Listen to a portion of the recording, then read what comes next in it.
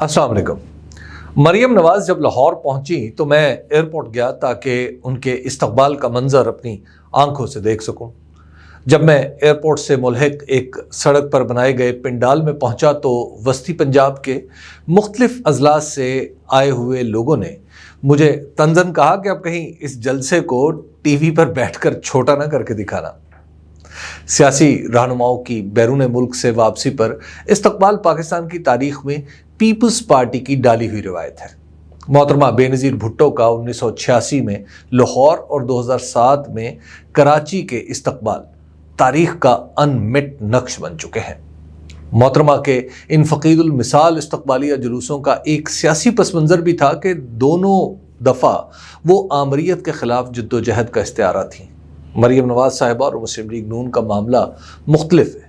2007 में ही नवाज शरीफ मुआहदे के तहत इख्तियार करदा जलावतनी से वापस आए तो इस्लामाबाद में उनके बड़े इस्तकबाल की मशक नाकाम रही, लिहाजा उन्हें मोहतरमा बेनज़ीर भुट्टो के बाद लाहौर में खामोशी से एयरपोर्ट से घर जाना पड़ा। मरियम नवाज साहिबा का इस्तकबाल इसलिए भी कोई बड़ा सियासी पैगाम नहीं दे पाया कि ये उतना बड़ा नहीं हो पाया जिस पर तारीखी होने का हुक्म लगाया जा सके। दूसरे ये कि वो अपनी ही हुकूमत में वतन से बाहर गई थी और अपनी ही हुकूमत में वापस आई हैं। इन्हें फिल वक्त किसी मुज़ाहमत का सामना है, ना कोई आमिर इनकी जान के दर पे है। उनकी वापसी एक ऐसी वापसी है जैसे कोई हुक्मरान गैर मुल्की दौरे से वापस आता है। इस तरह की वापसी के लिए आम तौर पर सियासी तौर पर कोई बंदोबस्त बेमानी समझा जाता है, लेकिन मुस्लिम लीग नून शायद इस मौके पर अपनी ताकत का मुजाहरा करके सियासी मुश्किलात के ख़ात्मे का तासुर देना चाहती थी, जिसमें उसे कुछ कामयाबी मिल जाती अगर मरियम नवाज की आमद के चंद घंटे बाद ही वज़ीर ख़जाना इसहाक डार पेट्रोल की कीमत में बैक वक्त 35 रुपये का इजाफा न कर देते। गोया अता तारड़, जावेद लतीफ़, सैफुल मुलूक खोखर और राना सनाउल्लाह ने जो दिन रात की मेहनत वस्ती पंजाब के अजला से लोगों को लाहौर एयरपोर्ट तक लाने में की थी, बेसमर ही रहे। मरियम नवाज साहिबा के इस्तकबाल के सियासी फ़वाइद से कतई नज़र मुस्लिम लीग ने बहरहाल अपनी तंजीमी सलाहियत का पूरा सबूत दिया और एक माकूल हजम का इज्तमा करके दिखा दिया कि वो आइंदा इलेक्शन में पूरी कुव्वत से मुकाबला करेगी। वतन वापसी के बाद मोहतरमा मरियम नवाज को शायद अपनी ज़िंदगी का अहम तरीन सियासी मार्का दरपेश है। उन्होंने 2018 से अक्टूबर 2021 तक सियासी तौर पर जो कुछ हासिल किया था उसके एवज़ अप्रैल 2022 में मरकज़ और पंजाब की हुकूमतें खरीद ली गईं। उनका एस्टेब्लिशमेंट के ख़िलाफ़ जारहाना लहजा, इमरान खान हुकूमत पर बेरहमाना तनकीद और अपने वालिद के दौरे हुकूमत की बरक़ात याद दिलाते रहना वो अनासिर थे जो सियासत की हवा में उनकी परवाज़ बुलंद किए चले जा रहे थे। अगर हालात यूं ही रहते तो 2023 के इंतखाबात मुस्लिम लीग नून के लिए आसान तरीन मरला हो जाते, मगर अब ऐसा नहीं है। मुस्लिम लीग नून ने हमेशा की तरह वो किया जो इससे तवक्को की जाती है। इसने अपनी सारी सियासत जनाब आसिफ अली जरदारी के दस्ते मोजज़ नुमा पर रख कर हुकूमत का नकद सौदा कर लिया। इस सौदे में वोट की इज्जत भी गई और मुल्क को बहरान से निकाल लेने के दावे भी हवा हो गए। इक़्तिदार हासिल करने के सिर्फ 10 महीने बाद हालत यह है कि एक ताकतवर मकनातीस की कशिश में जकड़े हुए हुकूमती इत्तेहाद PDM के अज्जा परेशान हो जाने को बेचैन है, मगर ऐसा कोई रास्ता उन्हें दिखाई नहीं दे रहा जिसकी मंजिल एक बार फिर हुकूमत हो।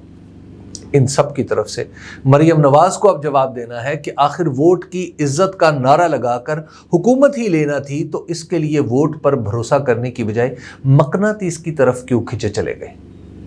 उन्हें यह भी बताना है कि वो असम्बलियाँ यकायक मोतबर कैसे हो गईं जिन्हें धांधली की पैदावार करार दिया गया था। लोग ये भी पूछेंगे कि सिलेक्टेड करार देने से लेकर खुद सिलेक्ट हो जाने के 3.5 साला सफ़र में कौन कौन शजरे सायादार बना, किस पड़ाव पर किसने मुसाफिर नवाजी की और किस ठोकर पर किसने मुस्लिम लीग नून का हाथ थामा। जनाब नवाज शरीफ, उनका ख़ानदान और उनकी जमात के अरकान गुज़श्ता 30 बरसों से मईशत को बेहतर बनाने के दावे पर ही इक़्तिदार में आते रहे।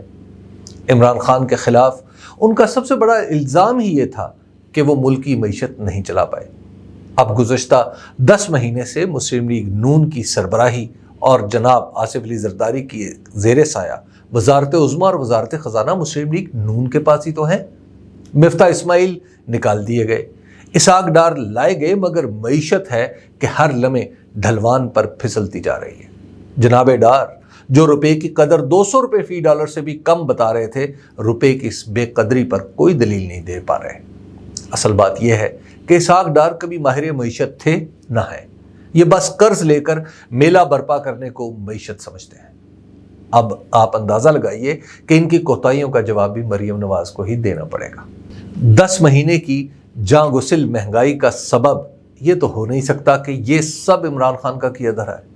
سامنے کی حقیقت تو یہ ہے کہ تحریک انصاف کو تو 2 سال کرونا نے بھی روکے رکھا، اور اس کے بعد 1.5 سال میں ہی بات 6% شرح ترقی تک جا پہنچی۔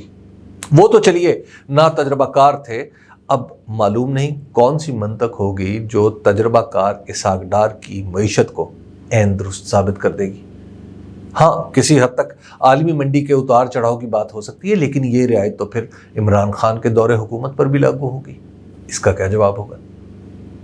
مریم نواز کو جہاں پرانے سوالوں کے جواب دینے ہیں، وہیں ان کا واسطہ کچھ نئی حقیقتوں سے بھی ہے۔ اب میدان میں ایسی تحریک انصاف ہے جو کئی طرح کی آزمائشوں سے گزر کر پختہ ہو چکی ہے۔ اس نے کئی احتجاج کر لیے، اس کے قائد نے نامعلوم سمتوں سے آنے والی گولیاں بھی جھیل لیں، پھر بھی اپنے ہاتھوں 2 صوبوں کی حکومتیں توڑ کر خود کو عوام کے سامنے پیش کر دیا۔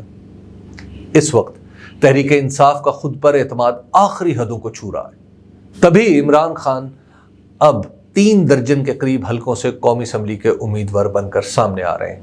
وہ علاج کے لیے ملک سے نکلے ہیں، نہ گرفتاری کا خوف انہیں پسپائی پر مجبور کر سکا ہے۔ وہ سب کچھ جو انہیں مصالحت پر مجبور کر سکتا ہے، انہوں نے اس کے بارے میں بے پرواہی کا رویہ اختیار کرتے ہوئے اپنے مخالفین کو پچھلے 10 مہینوں سے زج کر رکھا ہے۔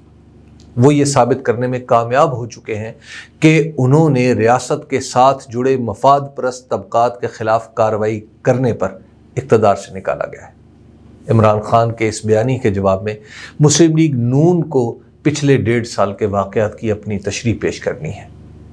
اب تک کی صورتحال تو یہ ہے کہ حکمران جماعت نے واقعات پر اپنا جو بھی موقف پیش کیا ہے، اس سے مزید سوالات پیدا ہوئے ہیں۔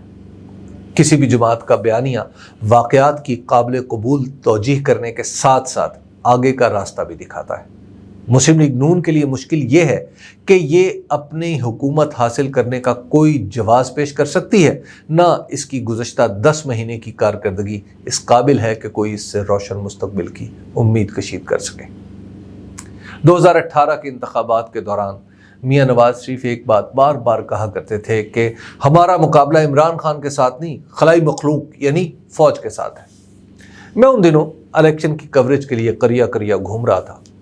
میں دیکھ رہا تھا کہ عمران خان زمینی حقیقت ہے، ان کا انکار مسلم لیگ نون کے لیے مشکلات کا باعث بنے گا۔ خیر، مسلم لیگ نون کی اپنی مرضی کہ یہ کسے اپنا حریف سمجھتی ہے اور کسے نہیں۔ جناب آصف علی زرداری اور مولانا فضل الرحمان بھی کم و بیش عمران خان کے بارے میں انہی خیالات کا اظہار کرتے تھے اور انہیں اپنا حریف نہیں سمجھا کرتے تھے۔ آج 2023 ہے، عمران خان گلی محلے میں ہے اور مسلم لیگ نون پیپلز پارٹی اور جمعیت علماء اسلام کے ساتھ اقتدار کے محل میں۔ آئندہ الیکشن میں دراصل محل اور محلے کا مقابلہ ہونا ہے۔